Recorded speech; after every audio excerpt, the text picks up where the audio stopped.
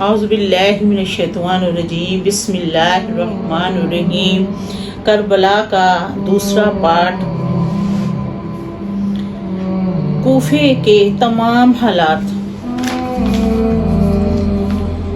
کا بظاہر بھی علم ہو چکا تھا۔ امام حسین کو بطنی علم تو آپ کو پہلے ہی سے حاصل تھا، اور اس کا بھی پتہ چل گیا تھا کہ کوفوں کی زبانیں تو ہمارے ساتھ ہیں، مگر تلواریں یزید کے ساتھ ہیں، اور کوفے کے آنے جانے والے آپ کو کوفے جانے کے ارادے سے روکنے کی ہر ممکن کوشش کر رہے تھے، مگر اللہ تعالیٰ کی رضا پر آپ راضی تھے۔ امام علی مقام جس منزل کی طرف نگاہ اٹھا کر دیکھتے، جا بجا فوجوں کے پہرے لگے ہوئے نظر آتے۔ کوئی منزل، کوئی رستہ ایسا دکھائی نہیں دیتا تھا جس پر یزیدی فوج کے دستے موجود نہ ہو۔ یہ ہر منزل پر فوجوں کا موجود ہونا یہ صاف ظاہر کر رہا تھا کہ حالات بہت ہی خطرناک ہیں، اور یزید واقعہ اہل بیت مصطفیٰ صلی اللہ علیہ وآلہ وسلم کے خون کا پیاسا ہے۔ ان ناجائز باتیں منہ سے نکالتے، اور اگر امام علی مقام کو اگر کسی کا اپنی جان یا دنیا کا خیال ہوتا تو ان خطرہ آثار کو دیکھتے ہی واپس آ جاتے، مگر وہاں رضائے الہی کے لیے، دین کو بری رسموں سے بچانے کے لیے یہ سفر اختیار کیا تھا۔ جب امام علی مقام پہنچے تو وہاں ایک نامہ بر آیا، اور اس نے آ کر امام مسلم کی اور ان کی فرزندوں کی شہادت کی خبر امام علی مقام کو دی۔ تمام کوفوں والوں کی بے وفائی کا خلاصہ بیان کیا۔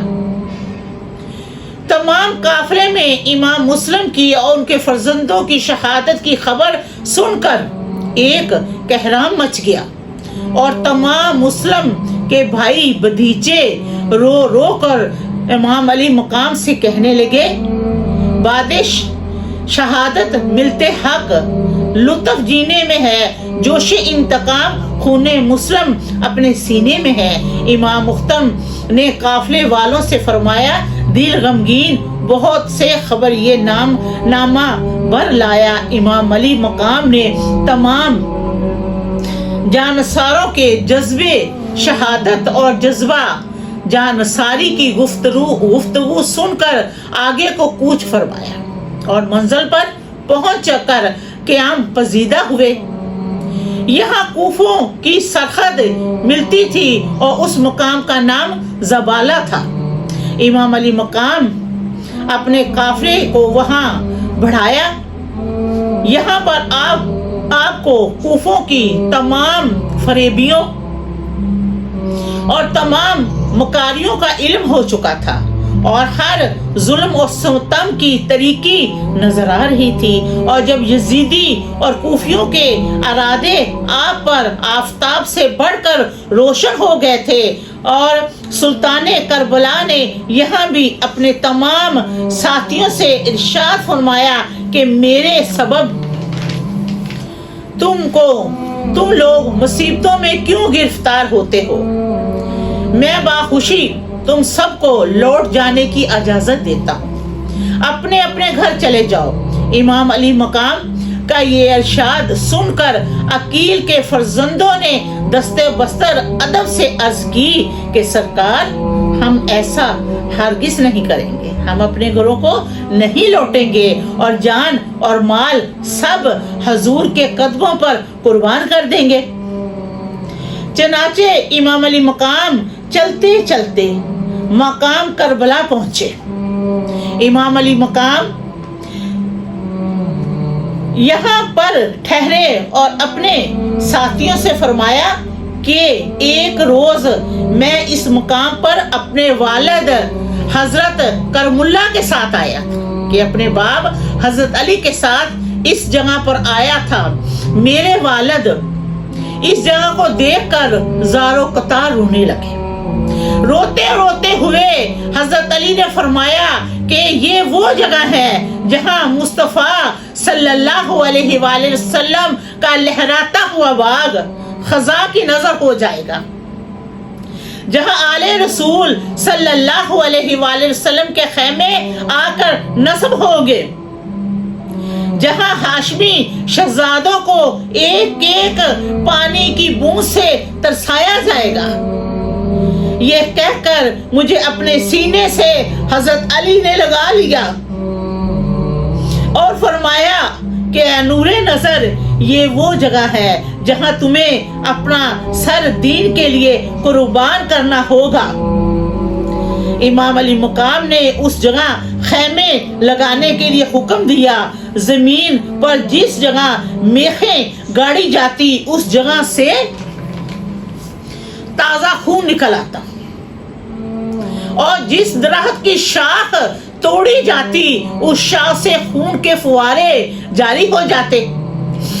امام علی مقام نے فرمایا دشمن یہاں خون ہمارا بہائیں گے، زندہ یہاں سے ہم کبھی پھر کے نہ جائیں گے۔ آل نبی صلی اللہ علیہ وآلہ وسلم کا ہوگا اس جا پہ قتل عام، سب یہاں اپنا سر کٹوائیں گے۔ ہر ایک شہید یہاں مصطفیٰ کا لال اور لاشا قتل گاہ سے ہم سب کی لاشیں لائیں گے۔ کربلا ہے نام اس سرزمین کا، بچے یہاں پہ پانی کا قطرہ نہ پیئیں گے۔ ادھر امام علی مقام کربلا میں خیمے لگا رہے ہیں، ادھر ابن زیاد کے دربار میں اس کی خبر لے کر ایک قصیدہ پہنچتا ہے۔ فراخت کے کنارے پر محبوبے کبریا کے گھر والے خیمہ زن ہیں، ادھر کوفے میں ان کے خلاف طرح طرح کی فریبیاں تیار ہو رہی ہیں، کہ فریب مکر تیار ہو رہے ہیں۔ ابن زیاد نے عمر بن سعد کو طلب فرمایا، جو ولیم کے محاذ پر جانے کی تیاری کر رہا تھا، کیونکہ عمر بن سعد کو پہلے ولیم کے محاذ پر بھیجا جا رہا تھا۔ عمر بن سعد کو بلا کر رائے کی حکومت کی لالچ دی جاتی ہے، کہ رائے کی حکومت وہ تھی کہ جہاں اتنی فصل ہوتی تھی، اور رائے کی حکومت کی اسے سعد کو بلا کر لالچ دی گئی۔ عمر بن سعد کے منہ میں رائے کی حکومت کے نام سے پانی بھر آتا ہے، اور تاریخ کی اس سنگین ترین جرم کے لیے کہ اتنا بڑا جرم رائے کی حکومت کی خاطر جب اس کو پتا چلا نا کہ وہاں والی زمین کی تمہیں حکومت دی جائے گی جہاں بے شمار فصل اگتی ہے، تو اس کے منہ میں پانی آ گیا اور وہ یہ والا برا کام کرنے پر تیار ہوتا ہے۔ قیامت تک کے تمام سچے مسلمانوں کی لعنت کا حقدار بنتا ہے۔ لشکر کے سلاری قبول کر لیتا ہے، مگر گوشے رسول کے خون میں ہاتھ رنگنے کو آمادہ ہے۔ 3 محرم کی تاریخ ہے۔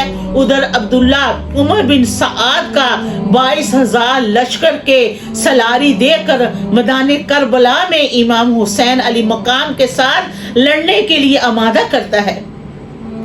ادھر کربلا میں حور بن 1,000 لشکر سے امام حسین علی مقام کے مقافلے کا محاصرہ کیے ہوئے ہے۔ یکا یک حور کے نام پیغام آتا ہے کہ حسین ابن علی کے قافلے کے ساتھ کسی قسم کی کوئی سہولت نہ دی جائے۔ اگر تم نے انہیں کسی قسم کی سہولت دی تو سخت سزا دی جائے گی۔ تم یہ نہ سمجھنا کہ تیری حرکت سے میں باخبر ہوں۔ میں نے تمہاری نگرانی کے لیے جاسوس کا خفیہ دستہ مقرر کر دیا ہے، جو کہ مجھے تمہارا ہر حال کی خبر لمحہ لمحہ کرتا رہے گا۔ دیکھو انہیں کسی بے آب صحرا میں مقصور رکھنا، کیونکہ یہ شامی حکومت کے باغی ہیں۔ اگر انہوں نے یزید شام کی بیعت قبول نہ کی تو وہ ہمیں ان کا دنیا سے نام اور نشان مٹانا ہے، کیونکہ مسلمانوں کے میر کی مخالفت دین کی مخالفت ہے۔ ادھر حر کو یہ حکم تھا، چنانچہ عمر بن سعد 12,000 فوج شامل لے کر میدان کربلا میں پہنچتا ہے۔ لشکر کو ہر طرح درست کر کے عمر بن سعد امام حسین علی مقام کی خدمت میں ایک خط لکھتا ہے۔ ابن سعد کے خط کا مطلب یہ ہے کہ کسی طرح امام علی مقام کو یزید کی بیعت پر راضی کر لیا جائے تاکہ قتل اور غارت کے دروازے بند رہیں اور میرے ہاتھ سے رائے کی حکومت بھی نہ نکل پائے اور میرا ماتھے پر نہ حق خون کا داغ بھی نہ لگے۔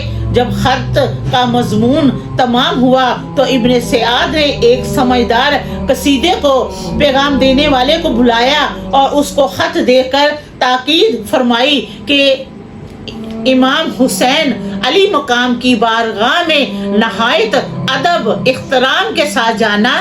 قصیدہ یہ حکم سن کر امام حسین علی مقام کی خدمت میں حاضر ہونے کو چلا۔ امام حسین علی مقام نے قصیدے سے کہا، عمر بن سعد سے کہنا کہ میں لڑنے کے لیے یہاں نہیں آیا۔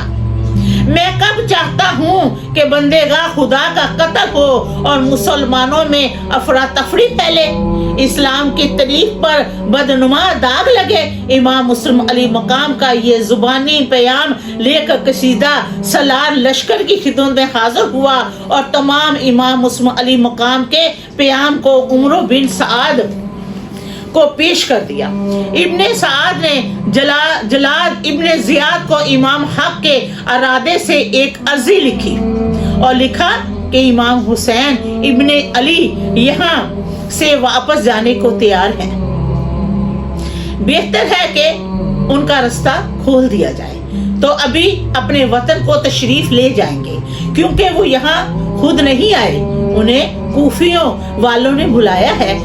جب آئے اور نہ ہی ان کا لڑنے کا ارادہ ہے اور ان کو منت سماج سے یہاں بلایا گیا ہے، یہ انسانی اصولوں سے کوسوں دور ہے کہ انہیں یہاں بلا کر ان پر ظلم و ستم کے پہاڑ توڑے جائیں۔ میری بھی یہی رائے ہے کہ امام حق سب صلح پر آمادہ ہے، نہ حق اہل بیت مصطفیٰ صلی اللہ علیہ وآلہ وسلم کو کیوں ستایا جائے۔ یہ عمل کوفہ یہ موقع غنیمت ہے، اس سے فائدہ اٹھا اور مصطفیٰ صلی اللہ علیہ وآلہ وسلم کی آل کے خون سے اپنے ساتھیوں کو نہ رنگ۔ دنیا ہمیں کیا کہے گی؟ قیامت کے دن ہم اللہ تعالیٰ کو کیا اپنا منہ دکھائیں گے؟ خدارا میری اس رائے کو مان لے اور حسین ابن علی سے صلح کر لے، اپنی عاقبت کو برباد نہ کر۔ رسول خدا کے سامنے جانا ہے، ہوش سے کام لے۔ خط کو بند کر کے قصیدے کو دیا اور کوفے کو روانہ فرمایا۔ قصیدہ نے کوفے پہنچ کر ابن مرجانہ کو خط دیا۔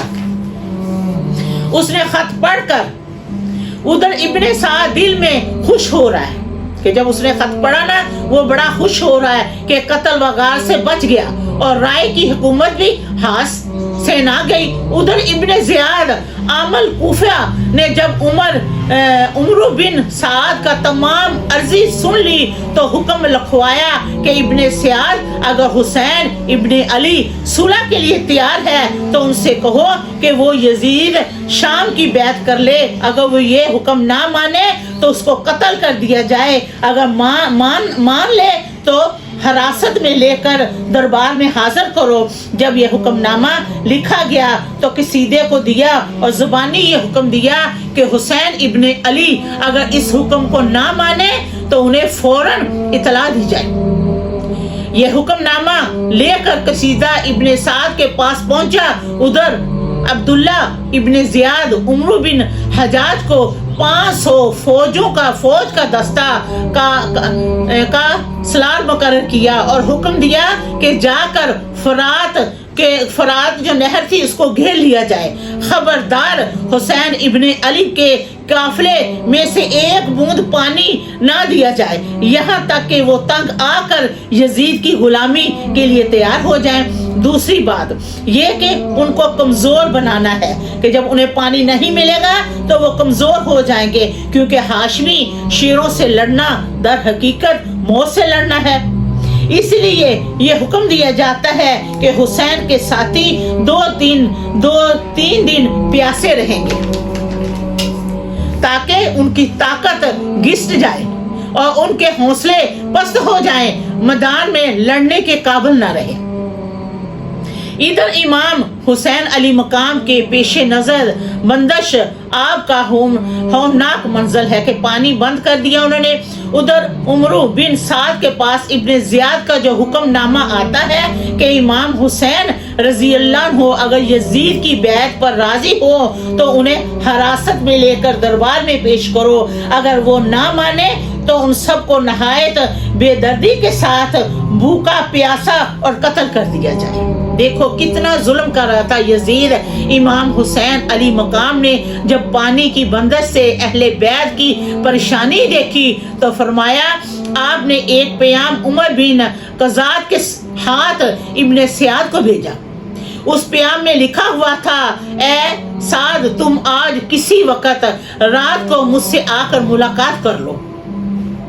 سعد کو رات کے وقت امام حق کو یہ سعد کو رات کے وقت اپنے پاس بلانا اس لیے نہیں تھا کہ آپ پیش آنے والی آفتوں سے گھبرا گئے تھے، نہیں، بلکہ اس لیے تھا کہ آنے والی قوم مسلم صلح اور امن کی راہوں میں خوب اچھی طرح واقف ہو جائے اور یہ بات آفتاب سے زیادہ زمانے میں روشن ہو جائے کہ امام حسین دوسری اپنی طرف سے جنگ کی کوئی صورت پیدا نہیں کی۔ دوسری وجہ یہ تھی کہ آج کل کے جدت پسند یہ نہ کہیں کہ امام حسین علی مقام نے گفتگو کے ذریعے صلح اس کی کوشش نہیں کی۔ تیسری وجہ یہ تھی کہ کوئی عذر میدان معاشر کے لیے باقی نہ رہ جائے۔ چوتھی وجہ یہ تھی کہ تاریخ علم اس بات کی گواہ رہے کہ امام حسین علی مقام نے یزیدیوں کو ظلم و ستم اور قیامت کی سختیوں اور دنیا کی رسموں سے بچانے کی ہر چند کوشش کی تاکہ کسی کو کسی قسم کا موقع نہ ملے۔ چنانچہ امام حسین رضی اللہ عنہ، امام حسین علی مقام کے قصیدے نے ابن سعد کو امام حق کا پیغام پہنچا دیا۔ ابن سعد پیغام سنتے ہی فوراً چل پڑا۔ ادھر امام حسین علی مقام خیمے سے باہر ابن سعد کا انتظار کر رہے ہیں۔ اچانک سامنے سے ابن سعد دور سے آتا ہوا نظر آیا تو امام حسین علی مقام بھی چند قدم آگے بڑھے اور حق استقبال ادا کیا، اور دونوں میں سے اسلام کی گفتگو کا سلسلہ شروع ہوا اور بہت دیر تک جنگ کے اصول پر بات چیت ہوتی رہی۔ عمر بن سعد نے امام حسین علی مقام کی ہر بات سے اتفاق کیا اور خوشی ظاہر کی۔ اللہ تعالیٰ نے صلح کی راہ کو ہموار کر دیا ہے۔ امام حسین علی مقام نے فرمایا، میں ابھی واپس جانے کو تیار ہوں اور میں اس کے لیے بھی تیار ہوں۔ میر شام کو اگر یہ ڈر ہے کہ میں اس کی بیعت کر لوں تو مجھے ایوان حکومت میں جانے دو، میں خود بیعت کے سلسلے میں یزید سے گفتگو کر لوں گا۔ امام حسین علی مقام کو اس جملے کا بہت لوگ غلط مطلب نکالتے ہیں اور یہ کہتے پھرتے ہیں کہ امام حسین علی مقام نے محرم کی 3 تاریخ کو یزید کی بیعت پر رضامندی ظاہر کر دی تھی۔ یہ امام حسین علی مقام پر سراسر بہتان ہے اور سراسر علی مقام پر تہمت ہے۔ خدارا ایسے خیالات ہر مسلمان کو اللہ تعالیٰ محفوظ رکھے کہ ایسے خیالات اپنے ذہن میں نہ پالیں، اللہ تعالیٰ محفوظ رکھے، آمین۔ چنانچہ صلح نامے کی تمام تعبیریں عمر بن سعد نے تحریر کر کے ایک قصیدے کے خاتمے میں دارالمعارف میں ابن زیاد کے پاس بھیج دی۔ جب قصیدہ ابن سعد کا عرضی لے کر ابن زیاد کے پاس پہنچا اور پیغام صلح نامہ عبید اللہ کے نام پیش کر دیا، ابن سعد نے ابن زیاد کو خط کو بڑے غور سے پڑھا اور پڑھ کر بہت خوش ہوا اور عمر بن سعد کے عمل کی بہت تعریف کی اور خوش ہو کر کہنے لگا کہ مجھے یہ صلح نامہ منظور ہے۔ امام علی مقام خود دربار میں صلح کے لیے بیعت کے سلسلے میں میر شام سے گفتگو کر لے، پھر امیر شام جانے اور امام علی مقام جانے، ہمارے سر سے ناحق خون کا بادل جھڑ جائے گا اور ہم ظلم و ستم ڈالنے سے بچ جائیں گے، اور خاندان مصطفیٰ صلی اللہ علیہ وآلہ وسلم کے ناحق خون کا ٹیکا بھی ہمارے ماتھے نہ لگے گا۔ مگر اس وقت دربار میں شمر بھی موجود تھا، جس کے گلے میں اہل بیت کی دشمنی کی گھنٹی پڑی ہوئی تھی۔ اس نے ابن زیاد کی یہ صلح کی بات سن کر فوراً کہا، اے عامل کوفہ، تجھے معلوم نہیں اس میں کیا راز ہے؟ مجھے اس کی پوری خبر ہے۔ ابن سیاد راتوں کو چھپ چھپ کر امام علی مقام سے جا کر ملتا ہے اور حسین ابن علی کو اپنا رہنما سمجھتا ہے۔ تو بے عقل ہے، عقل سے کام لے، غور کر، یہ زندہ چھوڑ دیے گئے شمر کی مکاری کے جال میں ابن زیاد کو پھانس لیا۔ نہایت غضبناک ہوا اور حکم جاری کرتا ہے کہ ابن سعد، تجھے معلوم ہونا چاہیے کہ میں میر شام کی طرف سے کوفے کا حاکم علی ہوں، اور مجھے اندرونی اور بیرونی تمام کوفے کے خیالات حاصل ہیں، اور فوج کا سارا نظام میرے ہاتھ میں ہے، اور تجھ کو میر شام نے مجھے محکوم بنایا ہے۔